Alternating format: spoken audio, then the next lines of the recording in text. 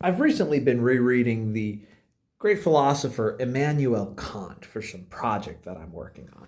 And I took up the foundation of the metaphysics of morals, which is his most famous ethical work.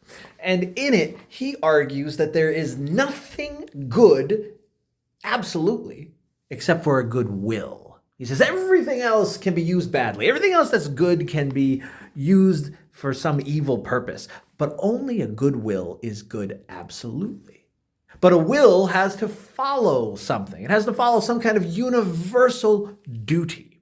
And so Kant argues that the good life, the ethical life, is the life of a good will that follows an absolute duty. How do you know what that duty is? What is it that you must do? Kant presents us with his famous categorical imperatives. Yes, he finds them to be derived from reason, that if you just utilize your rationality well enough, you will find that these truths determine your ethics. Let's just look at two of them. Let's let Kant challenge us with two ethical commands. He writes in the first categorical imperative that one must act only according to that maxim by which you can at the same time will that it should become universal law. What does he mean? He means using your mind.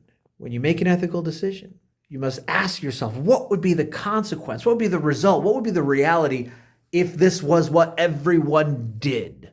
And if you find there a rational contradiction, then you know that it can't be your duty. He frames it in another way, more famously, the second time round, where he says, act so that you treat humanity, whether in your own person or in that of another, always as an end and never as a means only.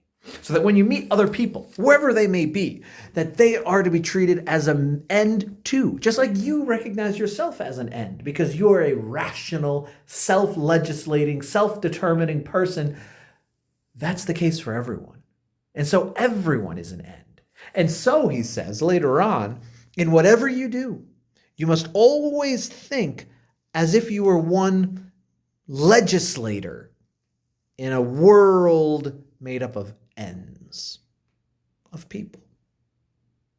So what would you do? What does it mean to treat another person always as an end and never as a means? And to develop a moral system based on the rationality of the human mind.